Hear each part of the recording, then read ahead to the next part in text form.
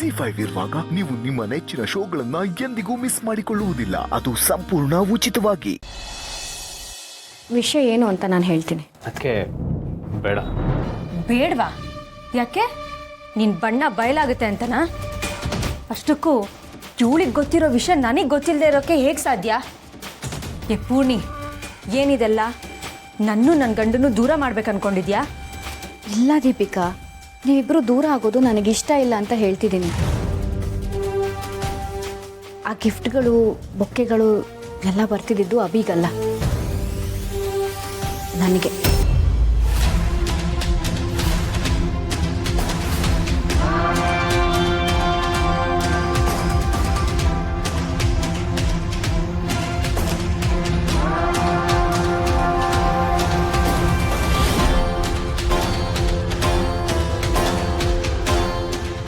ಯಾವುದೋ ಒಬ್ಬ ಹುಡುಗ ನನಗೆ ಗಿಫ್ಟ್ಗಳನ್ನ ಕಳಿಸಿ ತೊಂದರೆ ಕೊಡ್ತಾ ಇದ್ದ. ಇದನ್ನೆಲ್ಲ ಹೇಗೆ ಫೇಸ್ ಮಾಡಬೇಕು ಅಂತ ನನಗೆ ಗೊತ್ತಾಗ್ತಿರ್ಲಿಲ್ಲ. ಆವಾಗ ಅಭಿ ಮತ್ತು ತುಳಸಿ ಅಮ್ಮ ನನ್ನ ಸಹಾಯಕ್ಕೆ ಬಂದರು. ಇವರಿಂದಾಗಿ ನಾನಿವತ್ತು ಆ ತೊಂದರೆಯಿಂದ ಆಚೆ ಬಂದಿದ್ದೀನಿ. ಇಲ್ಲ ಅಂದಿದ್ರೆ ನನ್ನ ನೆಮ್ಮದಿನೇ ಹಾಳಾಗೋಗ್ತಿತ್ತು.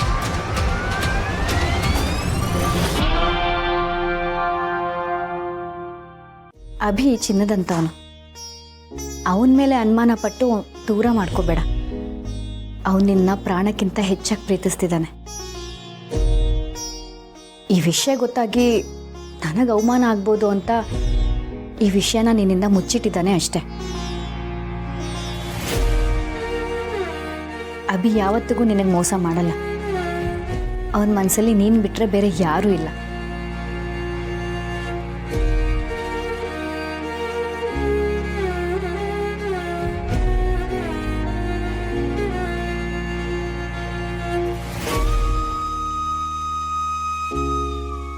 ಸಾರಿ ಅಭಿ, ನಿಜ ಏನು ಅಂತ ಗೊತ್ತಾಗದೆ ನಿನ್ನ ಬಗ್ಗೆ ತಪ್ಪಾಗಿ ಮಾತಾಡ್ಬಿಟ್ಟೆ. ನನಗೆ ನಿನ್ನನ್ನು ಕಳ್ಕೊಳ್ಳೋಕೆ ಇಷ್ಟ ಇಲ್ಲ ಅಭಿ. ನೀನಿಲ್ಲ ಅಂದರೆ ನಂಗೆ ಬದುಕೇ ಇಲ್ಲ. ಯೋಚನೆ ಮಾಡಬೇಡ ದೀಪಿಕಾ, ನನಗೂ ನೀನೇ ಪ್ರಪಂಚ. I love you.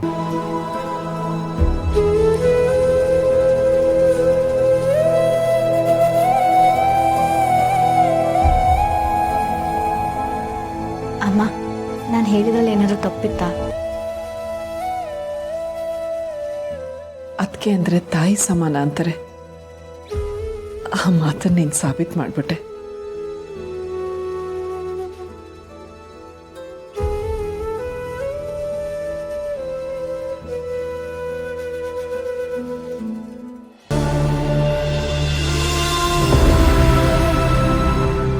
ಅಮ್ಮ, ಬೆಳೀತಾ ಬೆಳೀತಾ ಅಮ್ಮನ ನೆನಪನ್ನೇ ಮರ್ತುಬಿಟ್ಟೆ. ಆದರೆ ನೀವು ಬಂದಾಗಿಂದ ನಿಜವಾಗ್ಲೂ ನನ್ನ ಅಮ್ಮನೇ ನನ್ನ ಜೊತೆಗಿದ್ದಾಳೆ ಅನ್ನೋ ಅನುಭವ ಆಗ್ತಿದೆ. ಈ ಮಗನ್ನ ಕ್ಷಮಿಸ್ತೀರ ಅಲ್ವಾ ಅಮ್ಮ? ಮಾಧವ್ ಅವ್ರಿಗೆ ಈ ವಿಷಯ ಹೇಳಬೇಕು. ಅವ್ರು ತುಂಬ ಖುಷಿ ಪಡ್ತಾರೆ. ನಾವು ಆಸೆ ಪಟ್ಟ ಹಾಗೆ ಇವತ್ತು ಮಕ್ಕಳೆಲ್ಲರೂ ನನ್ನನ್ನು ಅಮ್ಮ ಅಂತ ಒಪ್ಕೊಂಡಾಯ್ತು. ಎಂಥ ಪುಣ್ಯವಂತೆ ನಾನು.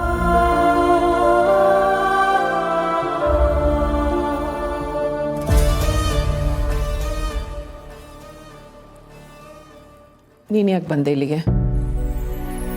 ಏನು ಇತ್ತೀಚೆಗೆ ಅಭಿ ನಿನಗೆ ತುಂಬ ಹತ್ತಿರ ಆಗ್ತಿದ್ದಾನೆ ಅನ್ಸುತ್ತೆ.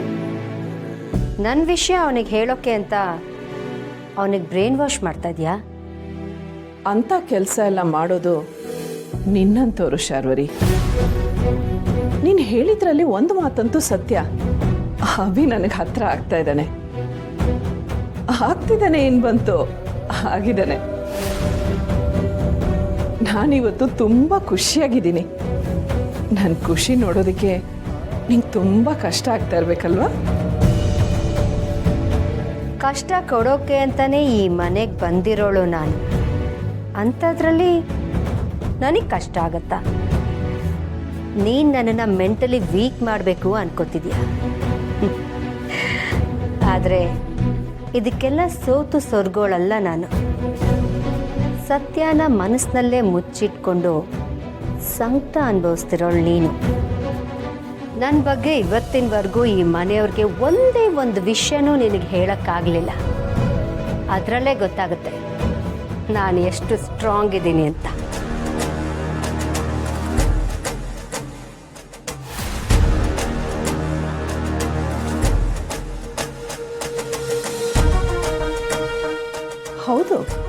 ನೀನು ತುಂಬ ಸ್ಟ್ರಾಂಗೆ.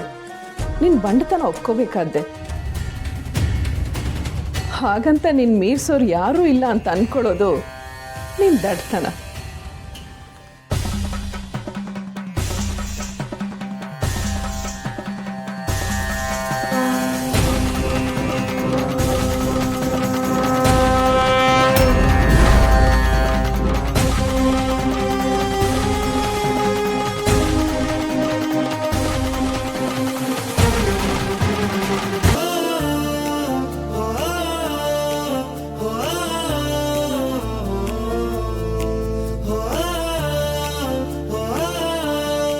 ನೀನೇನು ಮಾಡೋದು ಬೇಕಾಗಿಲ್ಲ. ನನಗೇನು ಬೇಕೋ ಅದು ಕೊಡು, ನಾನು ಅವಳಿಗೆ ಮೇಕಪ್ ಮಾಡ್ತೀನಿ. ಸರಿಯಾಗಿದ್ರೆ ನೀನೇ ಮಾಡು. ನೀನು ಮಾಡಿದ್ರೆ ಇನ್ನೂ ಚೆನ್ನಾಗಿದೆ.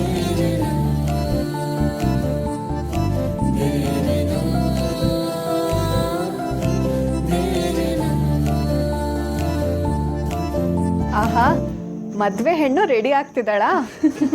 ಎಷ್ಟು ಮುದ್ದಾದ ದಂತದ ಗೊಂಬೆ ಥರ ಕಾಣಿಸ್ತಾ ಇದ್ದಾಳೆ. ಈ ಒಡವೆಗಳು ಹಾಕೊಂಡ್ಬಿಟ್ರಂತೂ ಸಾಕ್ಷಾತ್ ಮಹಾಲಕ್ಷ್ಮಿನೇ. ಸರಿ, ಪೂಜೆಗೆ ತಡ ಆಗ್ಬೋದು. ನಾನು ಹೋಗಿ ನೈವೇದ್ಯ ಮಾಡ್ತೀನಿ. ನೀವೆಲ್ಲರೂ ನಿಧಿಗೆ ಅಲಂಕಾರ ಮಾಡಿ ಕರ್ಕೊಂಡು ಬಂದ್ಬಿಡಿ. ಪೂರ್ಣಿ, ನಾನು ನಿನ್ನ ಜೊತೆಗೆ.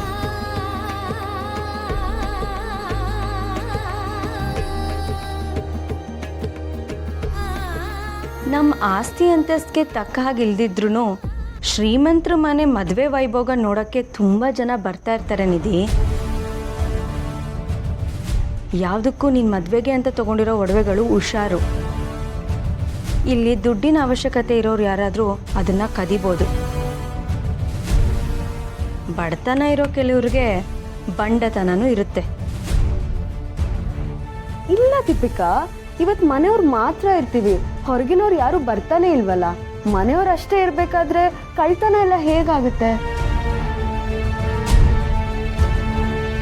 ನಿನಗದೆಲ್ಲ ಗೊತ್ತಾಗಲ್ಲ ನಿಧಿ. ಹೊರಗಡೆ ಇರೋ ಕಳ್ಳರನ್ನ ಹಿಡಿಯೋದು ತುಂಬ ಸುಲಭ, ಮನೆ ಒಳಗಿರೋ ಕಳ್ಳರನ್ನ ಹಿಡಿಯೋದೆ ತುಂಬ ಕಷ್ಟ. ಯಾವುದಕ್ಕೂ ನೀನು ಒಡವೆಗಳು ಹುಷಾರು ಅಷ್ಟೇ. ಅಲ್ಲ ದೀಪಿಕಾ, ನೀನು ಆ್ಯಕ್ಚುಲಿ ನಾನು ಹೇಳ್ತಿದ್ದೀನಿ ಅಲ್ವಾ ನಿಧಿ, ನೀನು ಹುಷಾರಲ್ಲಿ ನೀನಿರು. ಈಗಿನ ಕಾಲದಲ್ಲಿ ಯಾರನ್ನೂ ನಂಬಕ್ಕಾಗಲ್ಲ.